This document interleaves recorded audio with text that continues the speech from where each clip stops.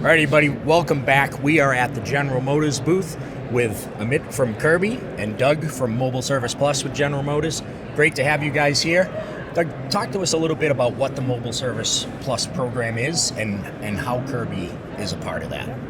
Yeah, Mobile Service Plus is three conveniences one. What we're trying to do is meet the customer where they want to be met for their services. So we have mobile service, which you can see with our vehicle here, what we're using to go out and do those services. We also have pickup and delivery, so concierge service. So if the customer wants to come and it's a bigger job and it has to be done at the shop, we can meet them so it fits their needs of time. And then the third is drop off of loaners. There's still customers that want to do business at the dealership. They like the coffee and all the fun things there, so they go there. But if they have errands to run, we can give them a vehicle to go out and do those things. Awesome. And so you just introduced a new platform. Correct, right? yeah. The Mars platform. Yeah. Up there with Elon. That's right, way up there. Yeah. And so how is that helping the dealerships to operate better? I think one of the recognition points with General Motors and Curbee was that they've offered a really good program that has incentives in for the dealer. The customer gets to participate, so there's funding through it. And I think one of the light bulbs that went off for GM and Curbee together was if they don't have something that operationalizes it, i.e. some sort of software and change management, then you're sort of giving these tools to the dealer without any training and any sustainment. So that was the genesis of the partnership between Curbee and General Motors. It's a big deal. You don't want to just give them something and not have them customize it, support them. I think a lot of our industry uses the term set it and forget it, and I think there's certain places for that. Yeah. I don't believe, and I don't think Doug and General Motors believes that that's one of that for not for mobile service at this point. And in our interview before and getting to know your guys' service, what you guys do, it's incredible because it's completely retention, meeting them where they want to be met. And that's, I think, are the biggest hiccup in our industry. We don't meet the consumer where they want to be met. Yeah, absolutely. Yeah. Absolutely. So, Doug, we've got some vehicles here that are not traditionally what I think of in my head when I think of mobile service. Yes. I think of the big high roof vans where I can walk in at 6'1" and still have plenty of headroom. And you've got something different here, but it looks like it has everything that you need to get mobile service done. What was the idea behind making this completely different than where you're, A few reasons, as we talked to our dealer body, what were the barriers to entry? One of the barriers to entry was, cost of getting in the game. So we had, a Cadillac with our brake drop version. It was, it's our Cadillac version of the mobile service.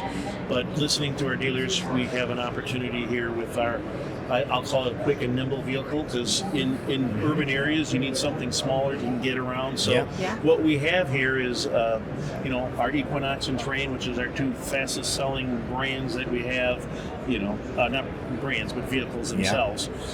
So we thought, well, wouldn't it be great that we could put in a mobile service capacity with the tools and equipment so that they could go out and be able to do the services. And we know that, from help with Curbee and some of the data that we get from them, what other services are being done? A lot of reprogramming, a lot of oil changes. So we took a platform here and said, you know what, if we could do this on these vehicles that are running around, we think that would be a hit for our dealers. And if we go through it, we can talk about all the tools that we put in here allows us to do everything that we were able to do in the brake drop. What is the biggest thing in this that is not something that's common or that's changing the way and making it more efficient?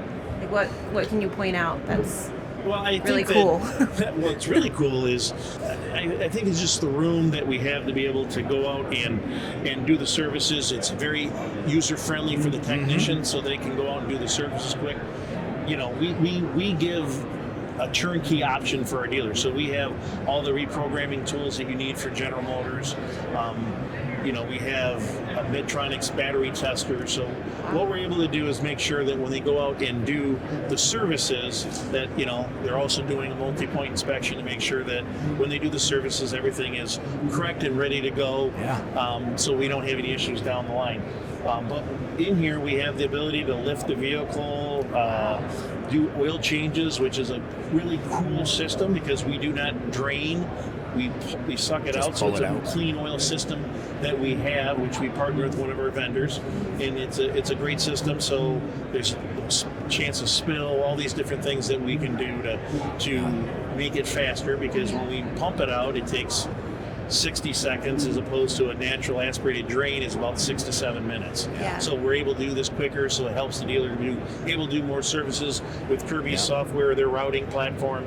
It allows us to, they can work with how long it takes to do a service, so that maybe we can get more services done per day. Yeah, and it is a lot of equipment that you put inside this little vehicle. I'm amazed at how much you fit in there, and not like it's crammed in. Like there's plenty of room for a technician to be able to do what they well need to thought do. out. Yeah. The thoughtfulness of, I'll say this, I think General Motors acted like a startup when it came to Mobile Service Plus. I mean, we're a startup company, but they've really partnered like a startup.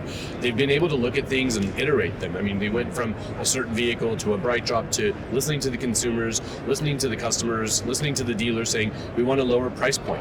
We want a lower barrier to entry. We also still want to be able to complete 37% of all the opcodes that you can do in a dealership with just this vehicle.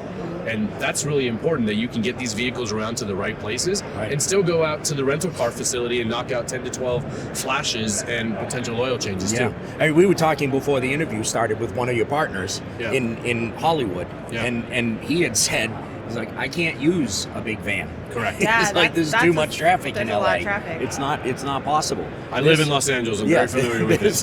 This is perfect, right? It can be nimble enough to get through traffic and still get there to the rental car company to be able to do all that work. That's right. And it makes sense, your guys' partnership, because your technology streamlines, it's the logistics, it's giving that whole process so that the dealerships don't have to figure it out. Yeah, I mean, we go a mile deep in not only building the software, but the change management. Then we have a partner that is supporting the dealerships with it. They're bringing product to it. And then they've also got a customer base that is asking for this, and a dealer base that's looking for better ways for retention. Building more service bays is not necessarily an option for everybody. And this is starting to become a real thoughtful solution to backfill the shop. The reality is Andy Gulcher did this last year with us, president of the Chevy Dealer Association, where he wants the $100 and $200 ROs out of the shop, where the customer's more flexible with their schedule, and get the $600-700 30Ks into the shop, because that's where the customer's value is driven best, and they can also look at the vehicle for more upsell opportunities. Yeah, and the dealer doesn't want to have to pull that more expensive tech off of the job that they're doing to do an oil change that rolled into the shop, right? That was going to be my question, was how are technicians adopt, I would imagine they're excited about this because it's going to make them more efficient, it's going to help them with churning more hours and all of that.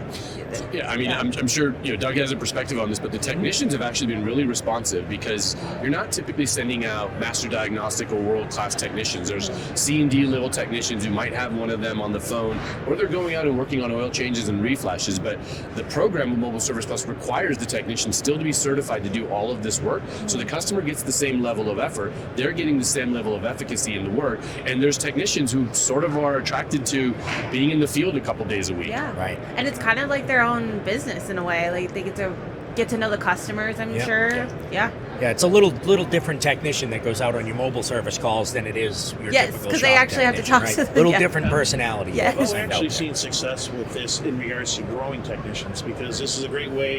You already have your tools box and set here, so the cost of getting in it, and then you can see if they have the aptitude. So we see dealers that are using this as a feeder pool. It's such a great point. Yeah. So it's very. That was a great point. I'm sorry, there's one little talk track that everyone says is, should you have these technicians talking to customers? And I remind everybody of this talk track all the time. Video MPIs are massive, and they're doing a great job of customer confidence and upsells, to be fair. Who's talking to the customer? The technician. The technicians are the most unassuming salespeople you'll ever meet. It's tactical, it's informative, and it's educational. And the customer will make a good decision there too. By the way, when you show someone a cabin air filter in their home and you show them how filthy it is, there's a completely different response to that versus a picture of something. Yeah, absolutely. It is. And you brought something up earlier, just, we wanted to listen to our dealers too. One of the big things they talk about is shop capacity, and how can we help them solve for that. This is a great way to solve for shop capacity.